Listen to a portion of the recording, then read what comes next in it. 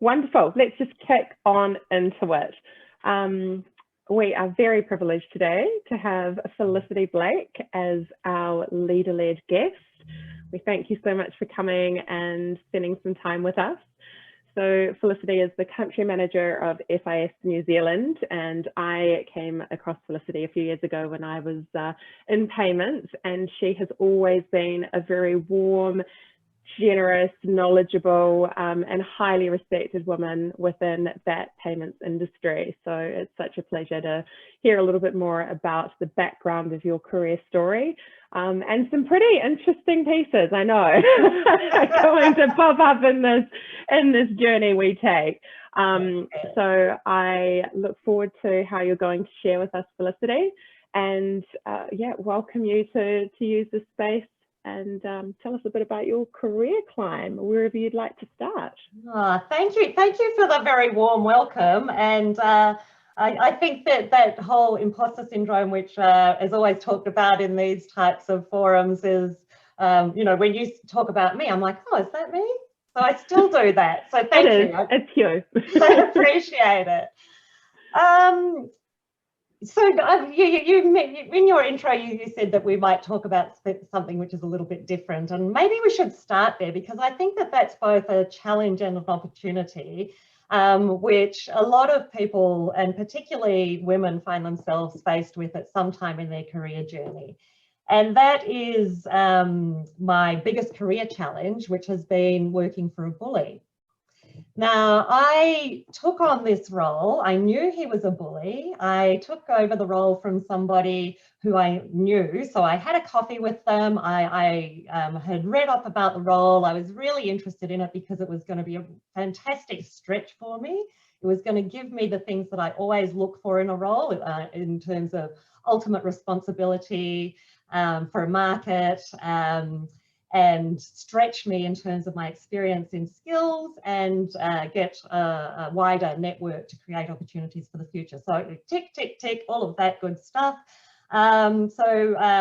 Outgoing person from the role, why are you outgoing? And he used some very colourful language when he was describing the manager. And I said, oh, that sounds no good, very challenging, but I'm a different person to you. Do you think I could do it? And he said, there is no way you can. It's not just me. There are other people in the team.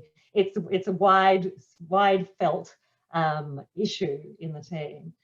And so I brought all of that home with me, talked to my family about it.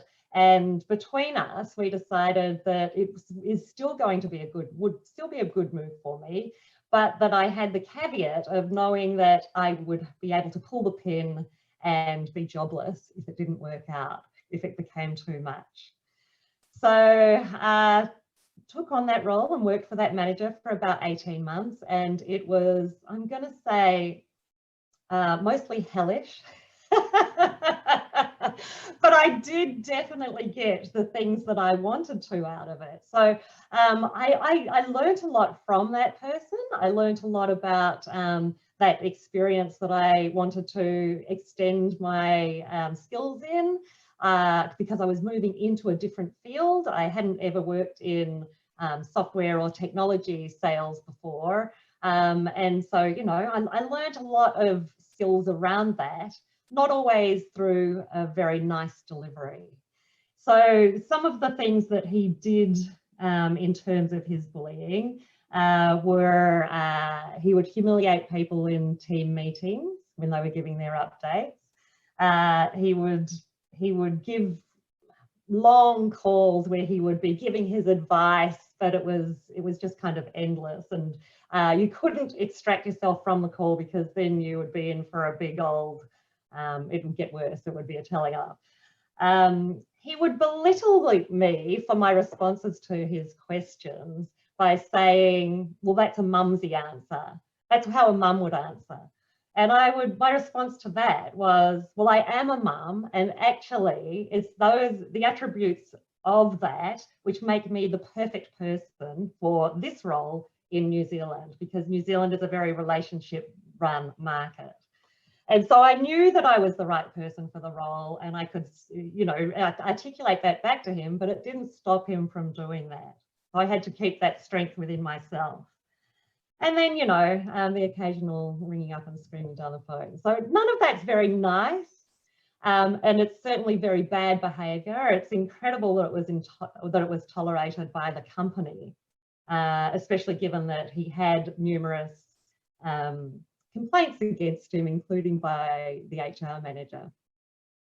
However, I did what I set out to do. I learned some skills along the way, and some of those skills were through resilience that I had built up previously, and I just had to extend them. And some were some tricks that I learnt from a psychotherapist that I was seeing at the time. I didn't start off seeing her for those tips. I went to her for some grief counselling because sadly my mum passed away in that first year that I was working in that role. But it ended up being a great opportunity to talk to somebody who really knows how minds work, and she could give me some of those tips and tricks. So perhaps I can share some of those with you. Yeah. Okay. So one of the things is that trying to maintain that confidence. So you know how I just described how I knew I was the right person for the role, even though I was under attack for the very reason that that I was the right person. So just having that confidence in yourself and standing strong as strong as you can in that. Self-care, of course, is the most important thing. The same thing as they say in the airlines is put on your mask first before you help somebody else, applies in every part of your life. So self-care means making sure that you are mentally and physically as strong as you can be to be able to face up to your challenges. When you're talking about psychological warfare, that is how I think of bullying, that means getting rid of the stress chemicals which build up in your body. And the trick there is doing some sort of aerobic exercise, so something that gets your heart rate up for at least 30 minutes. And then you will get rid of those stress chemicals.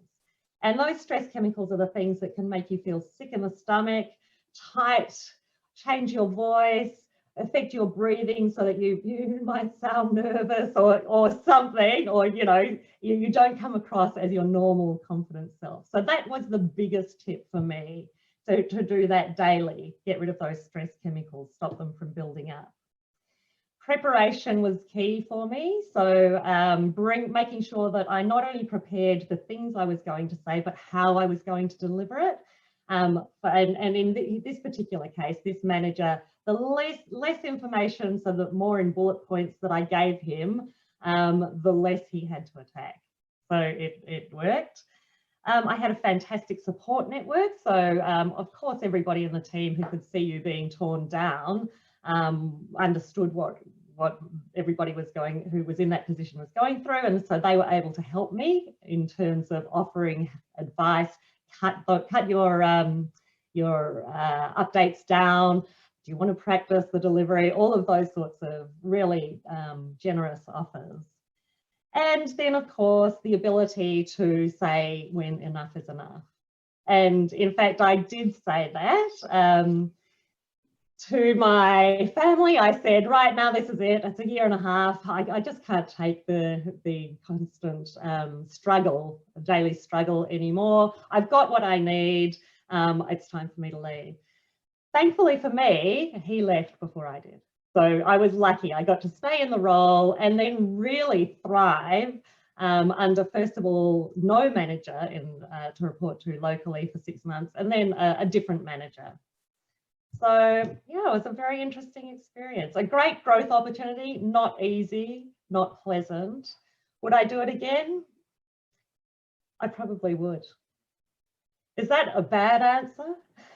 No, I was going to say that in terms of knowing what you know now, Yeah.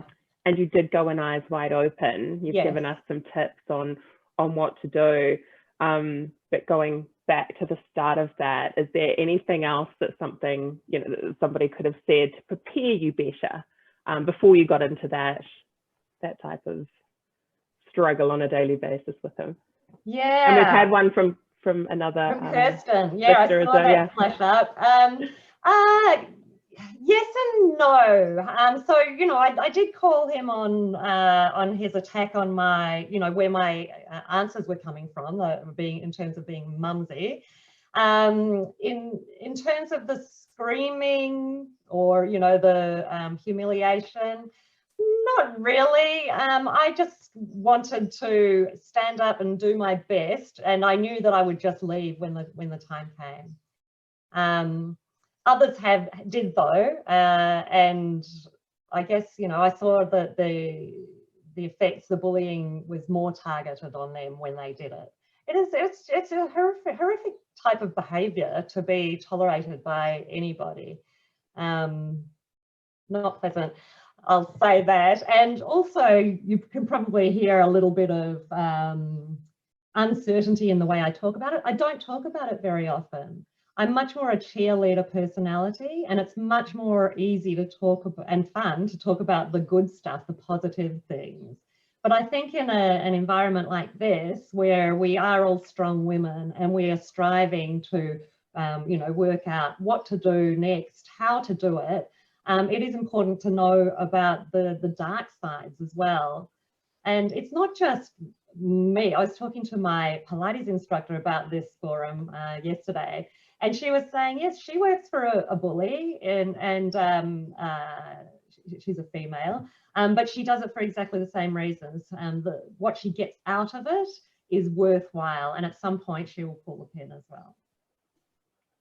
Did you check in on that regularly? I know that you had an idea of goals as to if you were still achieving to the level you'd hoped to while you were going through this 1.5 years with that manager. Yeah, and I always do. I think that like a lot of women, I'm very hard on myself, and I set very high goals. I like to put it nicely, as in I relish a challenge, but really I'm like a dog with a bone, and I can't wait to get a challenge and, you know, get right into it, boots and all. So always constantly checking my ability to learn and grow my experience and skills, and still do today, every day.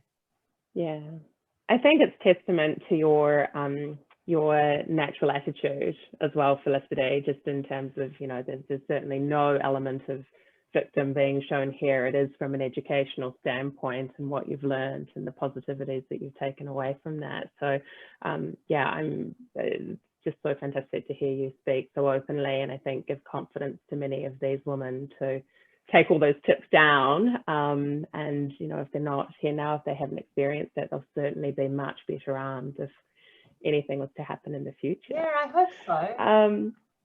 Yeah, no, absolutely.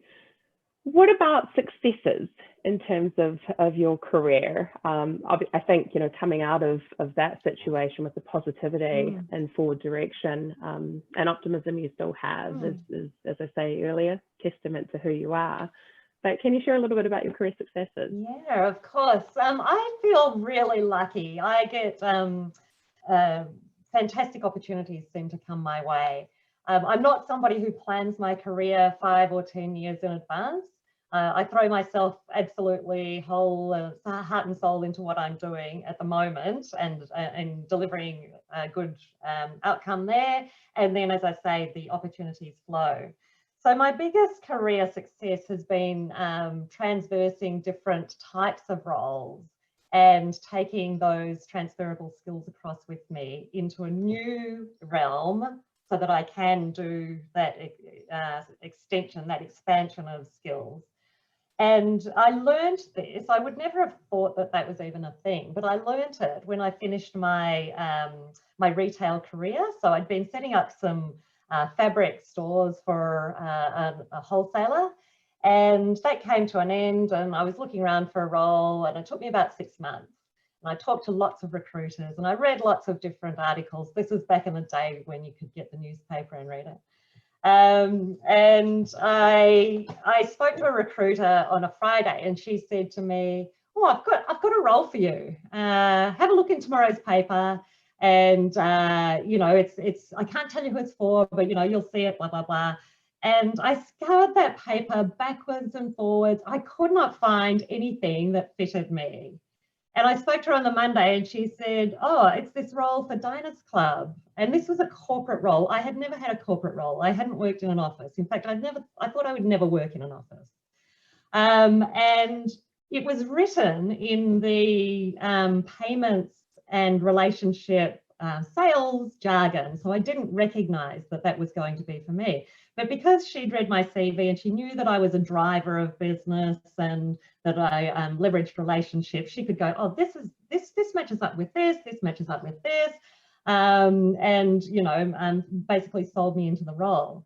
So once I'd had that success, I knew that that was something that I could do. You know, I'm a salesperson, so I can take my own skills and go, well, I've done that leap once, I can do that again. And so I did that a couple of times. I went even from sales into a more technical role when I took on the payments consultant at American Express. Didn't know anything about technology, but you know, I could take my relationship skills and then learn on the job. There's something magic about just-in-time learning because it makes it stick and it makes it really relevant. And so when after Amex, that was my biggest leap then into the world of software technology for financial services. So I work for an American company. This is my second one, where we sell software solutions to banks. So I'm dealing, you know, with some of the larger corporates, banks in New Zealand, and didn't know anything about software or selling software as I went into it. But again, I could take those transferable skills and say, well, I can do this. I'll just move those across into this world and learn on the job how to do it. Really fun. I love that piece about transferable skills. We talk a lot about that, and I think it's great that you had a recruiter that was that could identify that enough, and I think also your personality type, just seeing what that is. So I think in terms of career prospects for the women on our call, what do you think that they should be doing to improve their own career prospects, or you know, widen those horizons for themselves? Do you have any tips? Yeah, well, you know, coming along to groups like this, it's fantastic because you'll pick up tips and tricks from people who've been there and done that. But I think that the single most important thing is to build your network. So introduce yourself to people, talk to people, learn from their experience, join them and meet some of their connections. So expand your network. And in doing that, you will find that people will get to know you and that they will speak on your behalf. So when an opportunity does come up, they will know to put you forward for it. And so you can have people working for you as a mentor or a sponsor, or even if it's at that very low level of knowing who you are and what you do, then you find those opportunities come your way. Then we've got, I think being courageous is really important. So, you know how I was saying moving into that role was difficult for me, and as a family we decided that I would have to have the ability to pull out if I needed it. So that's an example of that at its most extreme. But if you pare it back down into that first role where I went from retail into corporate, it's a mind game, right? I could have said, no, gosh, no, that is totally not me. I can't see myself in an office. I wouldn't even know what to wear, what to say, what to do, how to do it, all of that sort of jazz. But you just be brave. Take that courage from in here and put it out there. Take those calculated risks and you'll get some great outcomes. And then my third thing is be authentic. So I think that it is a really good time. You know, diversity and inclusion is on every corporate's agenda now.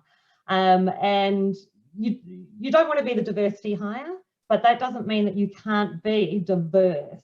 So if I look around the room today, we all look different. If we had our mics on, we would all sound different. Nobody has to look or sound like me, and I don't need to look or sound like anybody else. That's my point of difference. So you can have your personality as your differentiator. You don't have to fit inside the square box. Don't be afraid to be yourself. I love that. That is absolutely so true. Understanding your, your unique perspective in who you are and your own experiences, and being able to articulate that value, that's beautiful.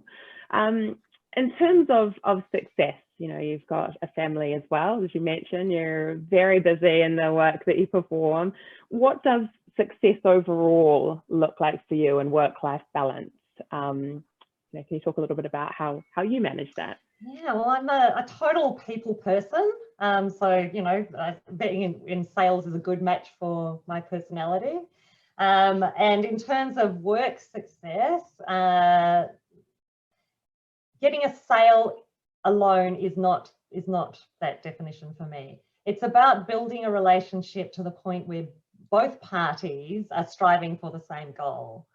So that it sounds really cliched to go, so that there's a win-win at the end of it, but it really has to be meaningful to me. There are some salespeople who are cut and run. They just want to get the signature on the page and off they go, get the commission, they're on to the next thing.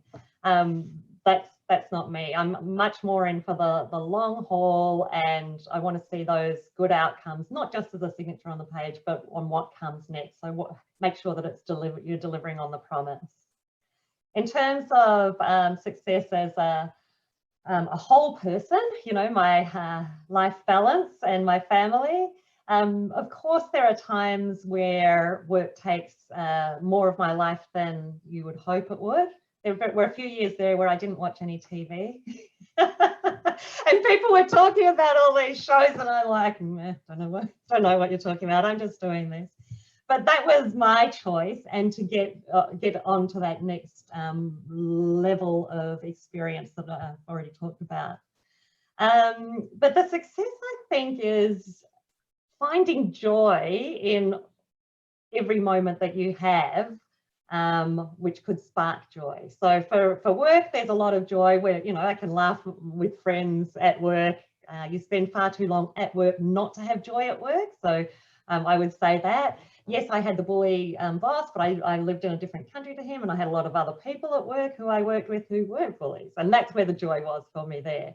At home, I've got my family, and I really do make sure that we have quality time together. So we sit down for dinner every single night, talk about our days, have a good laugh, maybe a glass of wine or whatever, and make sure that we are there for each other, because everybody has ups and downs in their days, and it's good to have that that family support going every which way. That's beautiful. That's all I want to say. That's so inspiring, and really fully recognizing the relationship. I think that's what I hear from it, the relationship that's important to you and your family and your network and your work, and I think that's why you've been so successful, and so many people in the industry love you too. Oh, that's very kind of you. It is 5 minutes to 1. I did want to open up the floor in case anybody had something that they'd like to ask Felicity directly. I have a question, if I can jump on in. For me, I'm interested to know, I know you said that you don't have a 3-5 year plan, but you've done really well in your career and you're at that country manager level. What could be next for you? Like, do you see yourself staying within the company and progressing even further if that's possible, or are you just sort of like, how do you plan that without having a really strong, this is what's happening at 3-year point, 5-year point, and so on? So that is a really good question, because we live in a small market, and when I was in an American Express, that's when I really felt it. That was my first global company that I worked for, and there were career opportunities for me if I moved over to Sydney, because that's where the local hub is.